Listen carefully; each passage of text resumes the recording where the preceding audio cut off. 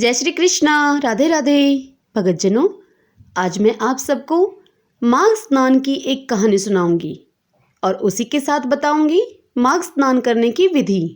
आइए सर्वप्रथम माघ स्नान की विधि जान लेते हैं। माघ स्नान का नियम पौष मास की शुक्ल पक्ष की द्वादशी से लेकर माघ मास की शुक्ल पक्ष की द्वादशी तक लिया जाता है, परंतु आप माघ मास की एकम अर्थात प्रतिपदा से माघ मास की पूर्णिमा तक स्नान का नियम भी ले सकते हैं। इस नियम में स्नान, ध्यान और दान सबसे महत्वपूर्ण और महान पुण्य फलदायी होते हैं। इस माह में व्रती को चाहिए कि सूर्योदय से पहले उठकर शौच आदि नित्य कर्म करके गंगा जी, यमुना जी, तालाब, कुआं आदि जहाँ हो उपलब्ध हो सके वहाँ स्नान करें। जहाँ तक हो सके पवित्र नदी में ही स्नान करें। नदी स्नान समस्त पापों को दूर करने वाला होता है तथा समुद्र में गिरने वाली नदी का स्नान सबसे सर्वश्रेष्ठ माना जाता है। त्रिवेणी स्नान सर्वमंगल में दाता और मोक्ष का देने वाला है। माघ मास में प्रतिदिन प्रातःकाल भगवान विष्णु या भगवान कृष्ण का स्मरण करते हुए स्नान करना चाहिए। स्नान करने के उपरांत प्रथम पितृश्वरों को तर्पण करें। तत्पश्चात शिव पार्वती तथा लक्ष्मीकांत भगवान का एकाग्रचित होकर चंदन, पुष्प, अक्षत चढ़ाकर भोग लगाते हुए उनका पूजन करें। धूप दीप आदि जलाएं और मन से वासना का त्याग करके सद्ग्रंथों का श्रवण करें। भजन कीर्तन, दान पुण्य आदि करें। रात्रि में जागरण करें। कुविचारों को त्याग करके प्रत्येक प्राणी मात्र के लिए मन में सद्भावना रखें और जीव मात्र पर दया करें। पापों से मुक्ति पाने के लिए, कामनाओं की पूर्ति के लिए और भगवान श्री हरि विष्णु की कृपा प्राप्त करने के लिए माघ मास का स्नान किया जाता है। इस माह में पृथ्वी पर शयन किया जाता है।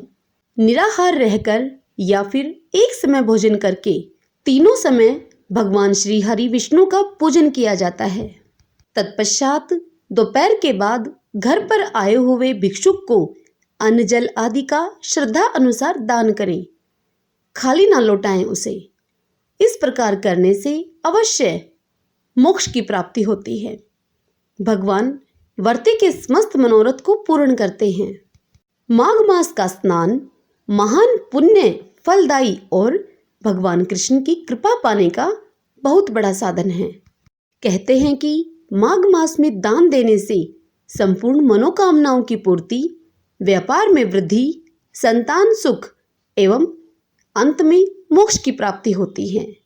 इस संबंध में शास्त्रों में कहा गया है कि माघे मासी महादेव यो ददात घृत कम्बलम स भुक्त्वा शकलान भोगान अन्ते मोक्षम च विन्दति।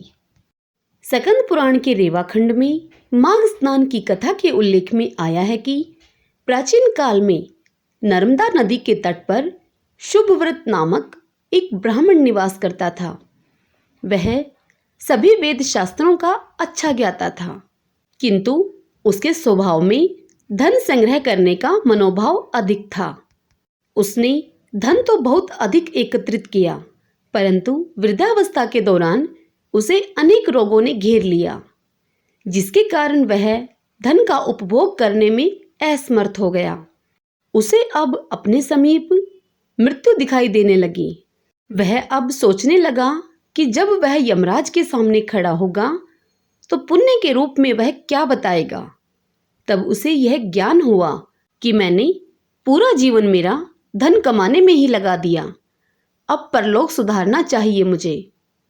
वह परलोक सुधारने के लिए चिंतातुर हो गया। फिर अचानक उसे एक श्लोक याद आया जिसमें माघ मास के स्नान की विशेषता बताई गई थी। माघे निमग्नाः सलिले शुशीते विमुक्त पापा स्त्रीदेवं प्रियांति। और फिर उसने माघ स्नान का संकल्प लिया और इसी श्लोक के आधार पर नर्मदा में स्नान करने लगा। 9 दिनों तक प्रातः नर्मदा में जल स्नान किया और फिर 10वें दिन स्नान के बाद उसने अपना शरीर त्याग दिया। उस ब्राह्मण शुभ व्रत ने जीवन भर कोई भी अच्छा कार्य तो किया नहीं था, लेकिन माघ मास में स्नान करके पश्चाताप करने से उसका मन अब निर्मल हो गया। पुण्य का पलड़ा भारी हो गया। माघ मास के स्नान करने से उसे स्वर्ग की प्राप्ति हुई। माघ स्नान से उसे भी स्वर्ग में स्थान मिला और साथ ही साथ उसके सभी पितर भी स्वर्ग पहुंच गए। इससे उन सब का परलोक सुधर गया। सब बोलिए श्री कृष्ण भगवान की जय। भक्तजनों, माघ मास की यह रोचक कहानी आपको पसंद आई हो तो इस वीडियो को लाइक करें और खूब शेयर करें। जय श्री कृष्णा। राधे राधे।